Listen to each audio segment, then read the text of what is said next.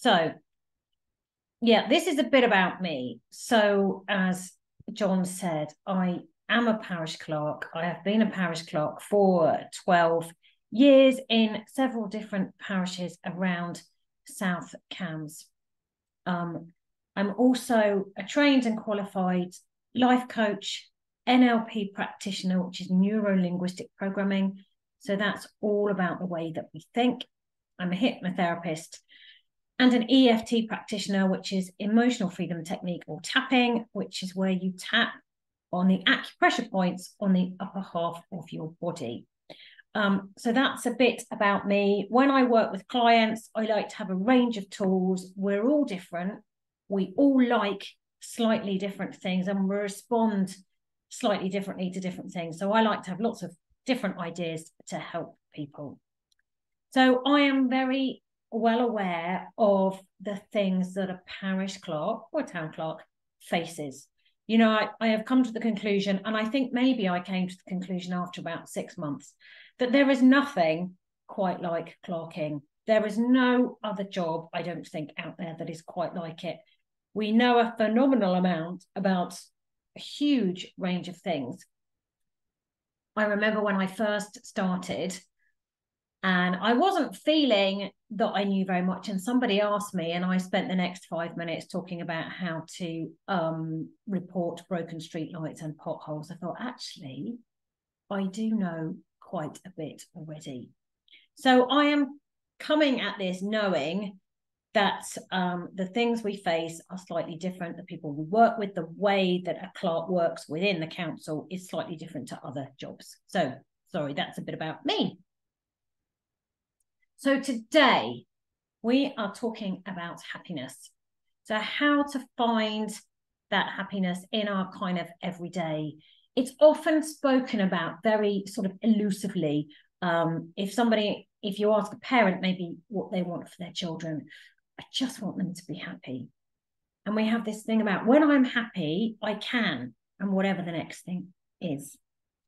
We're also going to talk about confidence and how to tap into your confidence. And as I was reading through this morning, I thought, oh, I've put tap. I'm not actually planning to do any tapping with you this morning, but it's a word that I use. I suppose I use it a fair bit because we do have confidence within us. And I know we don't always feel it, but it's how to find that within us and where it is and the things that we do that can build up that confidence. And then we're going to talk about stress management, what it is, and top tips to manage it. And this has really been the topic of the week. I think this is the third time I have talked about stress management this week. So that's what we're going to cover. And I hope at the end there'll be a chance for some questions. So if you have anything that I haven't covered or you'd like to know a bit more about, you can ask me. So, happiness. This is what the Cambridge Dictionary said, the feeling of being happy. And I thought, actually, that really doesn't tell us very much, does it? It just says, yeah, the feeling of being happy. And the Collins Dictionary said, the quality or state of being happy, good fortune, pleasure, contentment, and joy. And I thought, actually, that gives us a bit more of an understanding of what we're talking about when we're talking about happiness. So it can be a mixture of those things. It can be kind of any one of those things, or whatever of those things speaks to you personally. So the first thing I would like you to do is to just take a moment and jot down what happiness means to you. Okay, it's because it's slightly different for each one of us. And what makes me happy might not make you happy. And what makes you happy, and you have that big smile lighting up your face and you feel alive and you feel your light is shining into the world, however you want to describe it, may not be somebody else's thing. So I'll give you just a couple of moments to do that. And it's probably a list, so, any of them.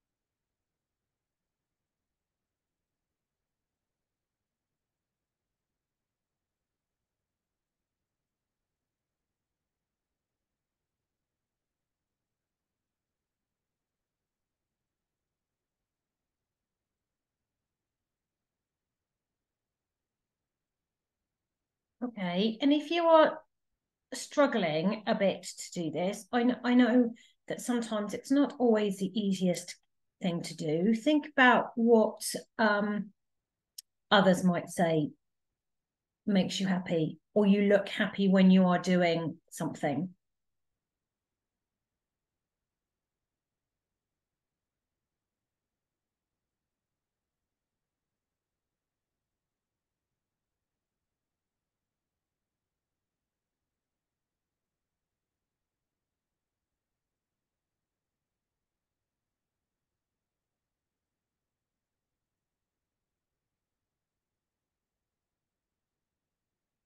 Okay, I hope you've got some things written down.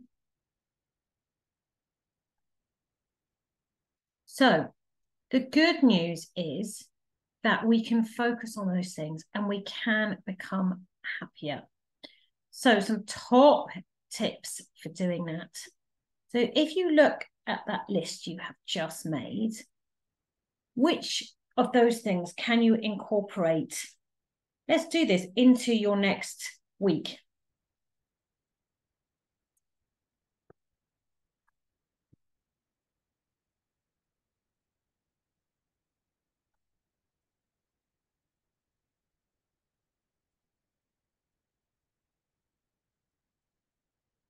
And then which of those things can you incorporate into the weekend?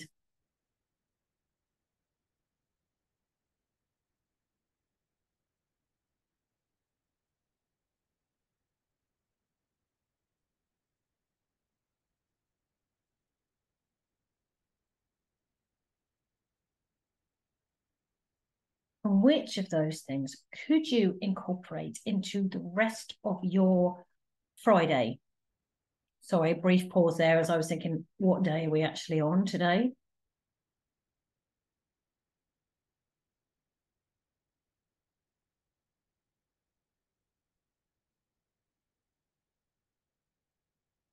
And when we're thinking about these things, it's often very tempting to think about the big things that make us happy. So yes, maybe it's the holiday, maybe it's going out for dinner, but there are little things as well. So it's great to have those big things.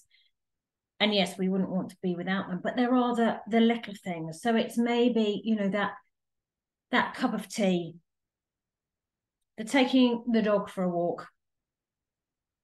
One of the things that I am going to do this weekend, which will make me happy in the short term, but it will also make me happy in the longer term, is to plant my bulbs. So I've got a big packet of daffs and a little one of tulips.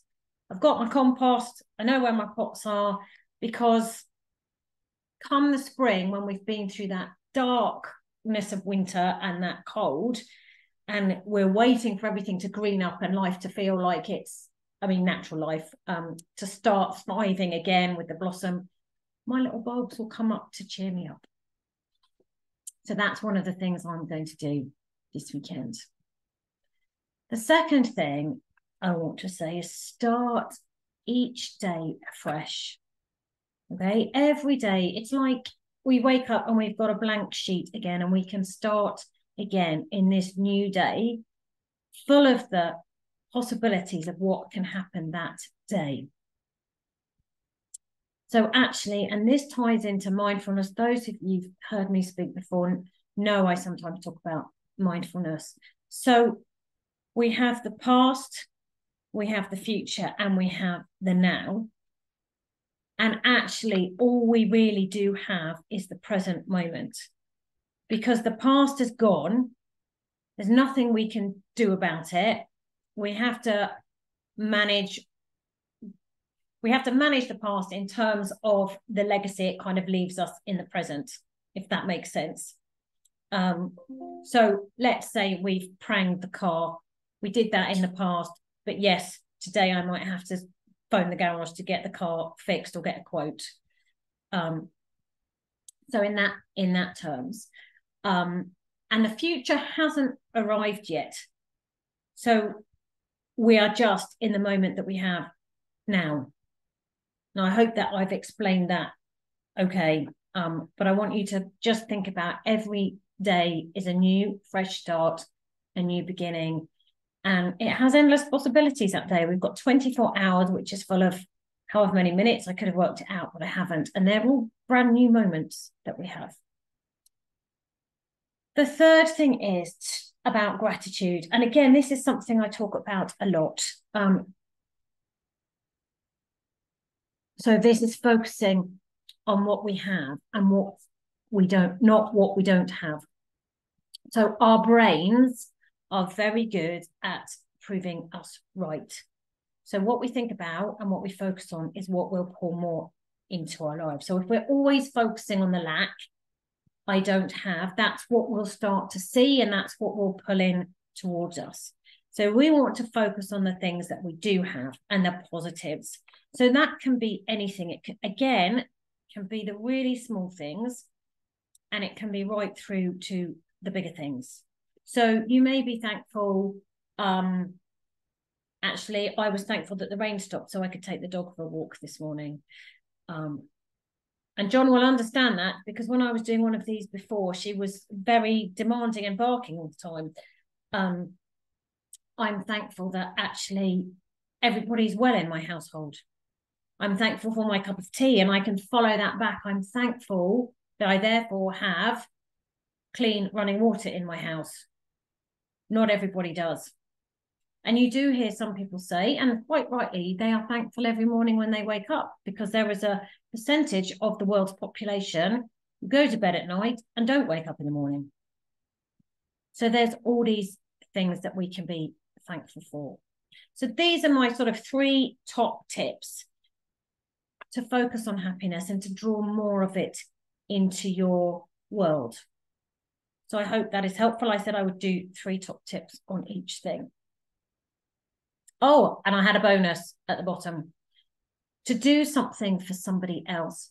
So when we are all focused on us, we get very insular. We get very, in our own heads, in our own problems, in our own stuff. When we stop and we do something for somebody else, that extends our world. We start to think about putting the focus on somebody else. And that has shown to be really, really positive for our mental well-being, because we are looking after or out for, however we want to describe it, for somebody else. So that's my bonus point. When you're feeling really, sometimes to do something for somebody else can be just something really little.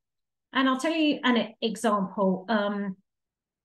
Back in, I think it was probably 21, so it was COVID, but not COVID. Somebody left me on the doorstep one of those little bunches of daffodils, the ones that I think they're still £1 from the supermarket. And they were left on my doorstep. And my husband said, "Oh, we should look at the doorbell and see who left them." And I'm like, no, it doesn't matter. I'm not worried. Somebody left me those daffodils. And all day I thought, oh, wasn't that nice of somebody to leave that little bunch of daffs on the doorstep? And every time I looked at them, I could feel that joy from knowing that somebody was thinking about me. And then I passed it on. So I bought one of those little bunches of daffodils and I left it on somebody else's doorstep. And all that day I was thinking, oh, I wonder if they found them. I wonder what they're thinking. Because I know that it brightened my day up. So I wanted to pass that on to brighten somebody else's day up. And just knowing that you've done something and cheered somebody else up brings you that little bit of happiness. So something to think about. What could you do, something really little for somebody else to cheer them up? It may be that text message. It may be a phone call. It may be a card in the post, whatever it is. Okay. So confidence and self-esteem. I'm just going to slide you over because I can't actually see all my slides. So they are linked, but they are different. So our confidence is linked to how well we do something. And often we put that with our job. And our self-esteem is how we feel about ourselves inside. So it is possible to have one without the other. It's not very common kind of to have completely one and not the other. They often go together.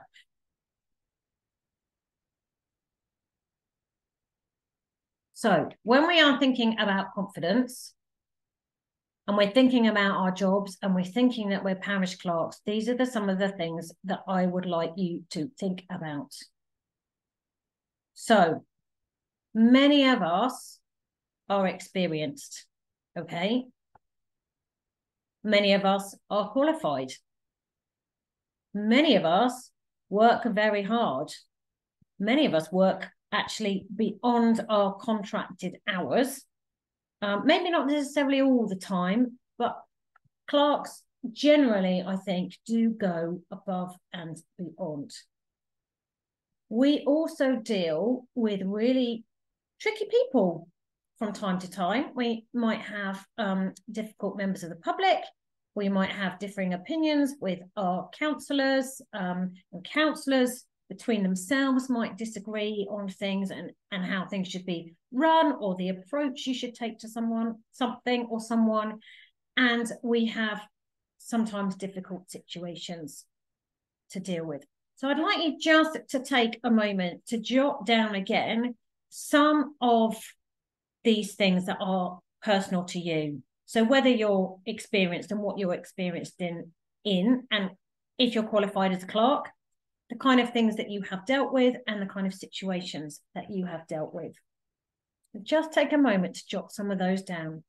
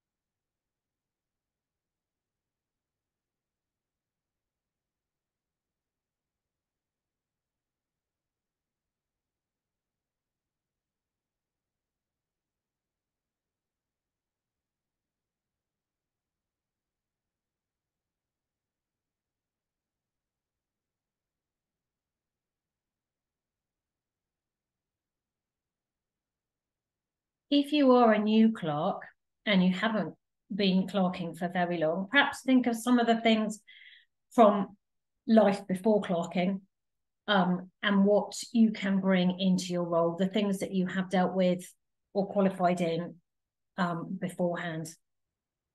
The reason I'm asking you to do this is actually it's really easy to forget. We forget the things that we've done and the situations we've dealt with, and we forget we've got all this experience, especially when we're faced with something new. So something comes up that we haven't dealt with before, we maybe haven't even come across it before, and we kind of go, oh, and we lose that sight of the confidence in our work that we have through the things that we've done. And I wanted to say at this point that actually, sometimes we need to embrace being a learner. So we might come across something that's completely new to us. It might be a new bit of software. It might be that suddenly we've got to manage a website. It could be that it's a funding thing that we've never done, or a project management thing we've never done. And we feel we don't have confidence in that area, but that's okay. And it's okay to learn to do those things. And sometimes we get to the ripe old age of however old we are, and we think, actually, I should know all this by now. And I want to ask you, who says you should know all of that by now? If we need to learn something new, let's embrace it. And at this point, it is completely fine to ask for help. You know, we have a fantastic network of clerks.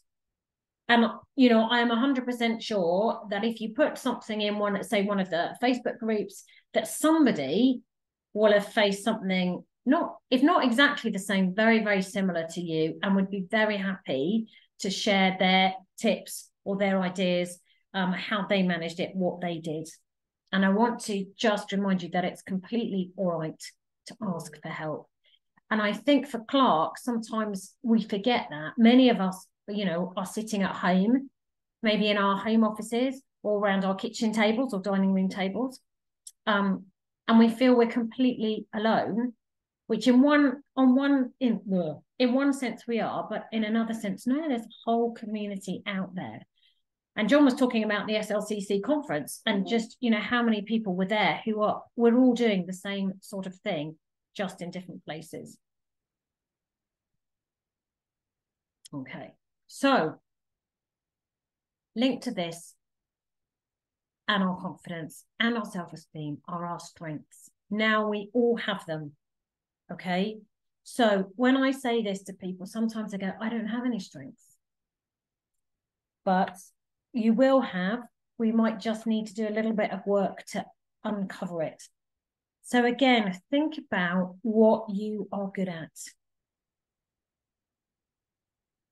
Okay, and if this is tricky, think about what others say you are good at. If this is still challenging for you, find somebody you trust and talk it through with them.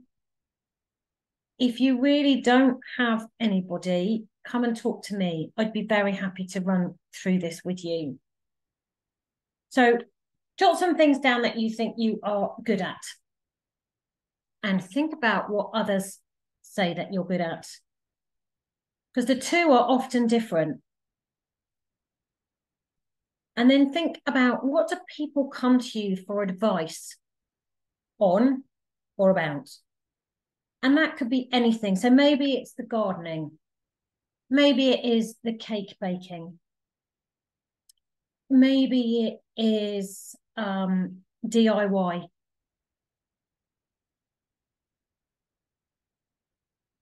Maybe it's where to go on holiday and how to organise that. It can be anything.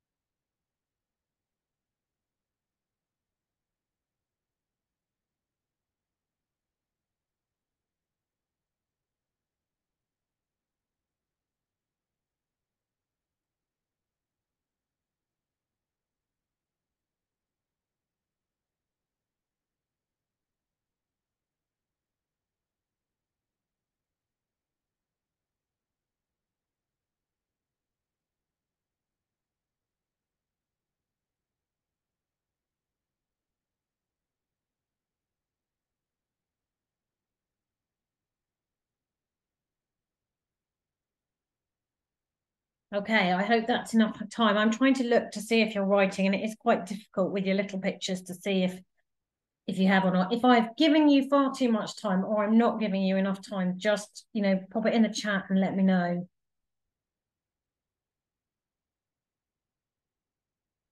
Okay, so this is why I'm getting you to write it down, because often we forget. And what I would really, really like you to do when we're done and after this is to come back to that list and look at it again, and maybe have a copy where you can see it from time to time and remind yourself that actually you do have strengths and there are things that you are good at. And just remind yourself every now and again. So actually, does anyone have any questions at this point before we go on and talk about stress? Anything you would like to share? I'm happy if you unmute yourself or put your hand up. Any questions? What do you want to talk about your previous bits, or? Yeah, if anyone's had anything that they've thought about that they hadn't really realised, any light bulb moments, any other questions, anything really. As I wrote down what makes me happy, and then you said, can you do it next week? Then the next on weekend, then Friday, and one of them was surfing. So I was frantically looking up the surfing conditions. to see if the waves are good. And actually, they're on or seem okay on Monday morning. So I'm going to go surfing Monday morning before work. Oh, brilliant. Yeah, I didn't. That made me do that. Well, does anyone have any examples? I like that example that Beckie used, doing something for someone else. Does anyone want to share something that they've done? That they did something for someone else? Someone must have a nice idea. I'll share something. I was driving down to the Devon ALC AGM event the other day, all the way from Norfolk. I was on my own, and I noticed a guy walking along the A11. So I just actually pulled over and said, because he's just, I thought, what's he walking? You know, you wouldn't be walking on the A11. I said, are you all right? And he says, yeah. And I said, he said, yes. And I said, where are you walking? He goes, London. And that was like 80 miles away. And I left a bit early. So I said, get in and I'll take you there it was North London. So it was only a half an hour out of my way. But he literally thought I was God. That God, he was, and actually he was a guy from India that just recently moved over in 3 months, and young family. So I had a really good chat with him, and he felt like he was, he wasn't in a too good way. And I said, listen, if I rocked up in India with my 2 girls and my wife, and because his English wasn't great, you know, that is super stressful. You should be proud of, you know, both of you are working, you know, both the wife and he had a job.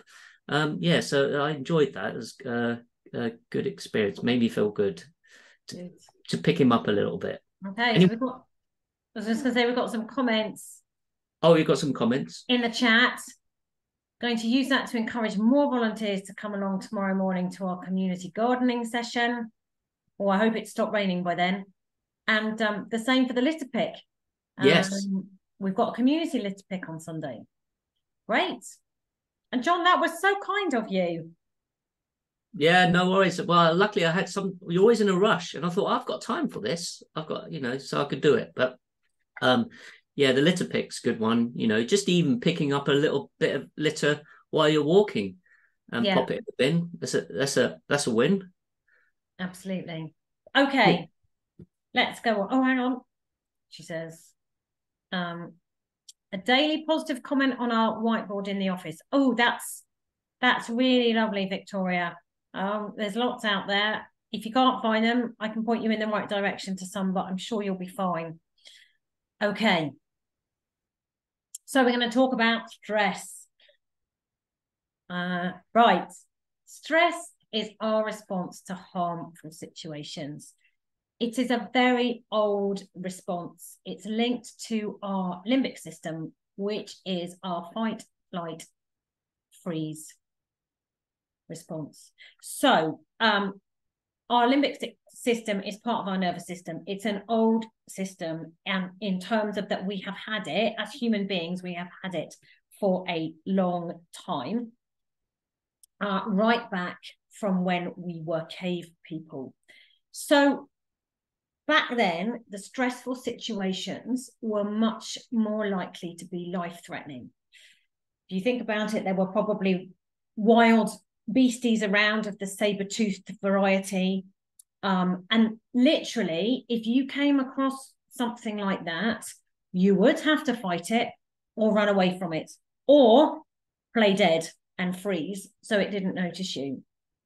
So part of the trouble is that we still respond to stressful things in the same way. And not always, but a lot of the time, the stressful situations we face are not actually life-threatening. There are times when they are, and we do hear of heroic deeds which are kind of linked to this. You hear of the parent who's managed to lift up a car because the handbrake hasn't worked and it's rolled over a car seat. We hear of somebody dashing into the road to rescue a dog or a cat out of the way of oncoming vehicles. We hear of people who have dragged themselves with broken legs out of mountain crevasses. that kind of thing, because those situations are life and death. So very basically, in a stress response, our breathing increases, our blood pressure increases. Oh, sorry, I've spelled pressure wrong. And our heart rate increases. And that is all to prepare us to get ready, to get our bodies ready to run away or to fight. So that is the response that our bodies have. And as I said, the problem is we still respond in the same way, although the threats are generally not as life-threatening. So stress has a whole range of symptoms, and I'm sure you are aware of these, even if you know them under sort of different names. So we've got cognitive symptoms. So that's things to do with your thinking and your mind. So worrying, lack of focus, and concentration. We have the physical symptoms. So headaches, a tense jaw, which often gives us the headaches. This is because we're clenching here really tightly. We can get stomach pain and stomach issues and chest pain. We can have emotional symptoms like frustration, difficulty relaxing, and dare I say it, just to be a little bit grumpy and irritable. There might be behavioural symptoms, so unable to sleep, nail biting, self-neglect, and then eventually reliance on alcohol or drugs. So I think you can get a picture of what stress in the short term does, and you begin to understand what stress in the long term can do. That is when we get more worrying health issues, and we can get things like stomach ulcers. We can get blood pressure problems, which then link to heart problems. And they are the long-term things which actually we want to avoid if at all possible. So these are the kind of things to look out for. If you're not sure if you're feeling stressed, these are the kind of symptoms that you might see in yourself, or you might see in somebody else. And again, somebody might see in you. Oh, I jumped ahead of myself. Look, so these are the long-term problems. I talked about heart disease. Yeah, abnormal heart rhythms, eating disorders, skin and hair problems. Yeah, gastrointestinal problems and mental health problems. And stroke, which is linked to the high blood pressure. So, as you can see, we want to avoid those. So here are some stress management tips. Okay, now these are only 4. I said to John I would give everybody 3. I've given you a bonus. And this is a very small snapshot. There are lots of other things you can do. So I talk about boundaries quite a lot. I particularly talk about boundaries a lot with parish clerks. One of the things that I learned quite quickly when I came in very green and new into my first clerking role was actually, no, I wasn't going to have the emails on my personal phone. Because then I was at the beck and call of residents, the councillors, all the time. So I wanted to put that boundary in place that when I'm at work, I'm at work. And when I'm not at work, I'm not at work. It's not good for us to be working all the time. And we know what it's like, don't we? We think, oh, I'll just check my emails. It'll only be 5 minutes. Well, an hour later, you'll be sitting there. When I have been on holiday, and not actually away, when I have been off, I have been known to lock my work laptop in the filing cabinet, because then I'm not tempted to look at it. It is out of sight and it is out of mind, and I am not working. So I would encourage you to think about your boundaries. And I have also on my email, because I only work part-time, on my email, it says at the bottom something like, I work part-time and I will answer this as soon as possible. I can't remember the exact wording, but just to give myself a little bit of time, because actually we don't need to answer our emails straight away. And when we think of Scribe Fest and what Jackie was saying, that actually she was talking about members of the public or counsellors or anyone else who might send you those sort of vitriolic emails or messages. Who says we have to listen to them? Sorry, Jackie Weaver is what I should say. She was saying do we have to listen to them? No, we probably don't. So think about that as well. And it's okay sometimes to say no. We're all asked to do things, and sometimes we don't have that capacity, and we can say no. And there's ways to say no. If you just don't want to say no, I don't want to do that. There are ways to say no, like, I'm really sorry, I don't have the time at the moment, but do come back to me next time. So you are saying no, but you're saying no nicely and saying that you would like to be involved if you have the time. Okay. The second one is fresh air and exercise. This is one of my favorites. So fresh air in the broadest term, exercise in the broadest term. So fresh air. It's really good for us and our mental health to get out in the fresh air and in nature, if at all possible. I know that isn't always possible on a day-to-day basis, but we can open the window. We can probably take a cup of tea or cup of coffee, glass of water outside for 2 minutes and get some fresh air that way. It's really good in our homes, actually, to fling open all the windows from time to time and sort of change the air in the house. Our devices and our furniture, they're all giving off not exactly fumes, but there are chemicals and energy that we can't see. So it's good to open the windows and have a change. When I talk about exercise, again, I'm talking broadly, I'm talking about moving your body, and in whatever way you like to do that. So whether it's you're a runner, whether it's that you're a boogie around the kitchen listening to the radio in the morning, whether it's you like yoga, whether you're a footballer, whatever else there is that you could be doing, a horse rider, cycling, it's just about moving your body, because that's a really good way to break down those stress hormones. It's all about the release, and all these things help us release it. And when we're faced with this stressful situation, and perhaps we've gone off down that tangent of what if this happens and what if that happens, we can ask ourselves, will it be the end of the world? So when I was coaching, and actually he wasn't quite a teenager, he was at school, upper years of primary school, and he was telling me that he was using a skipping rope and it broke, and he'd got quite upset about this skipping rope being broken at school. And I said to him, is it the end of the world that the skipping rope broke?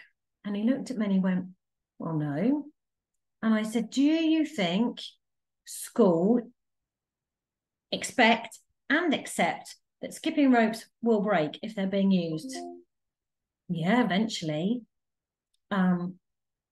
And I said, what will happen next time if it happens again? And he said, well, it's okay. It's not the end of the world. It's a really good question to ask, and to bring things back a little bit more into perspective, because we all do it. We all go off down these tangents, and we may see other people doing it when actually this happens and it's going to be awful, and then this is going to happen and this is going to happen. It's called catastrophizing. So we make it into a big thing. My extra bonus tip is to please take breaks. It's a very British thing, it seems, to have your lunch in front of your laptop and not actually stop working. But we need to stop from time to time.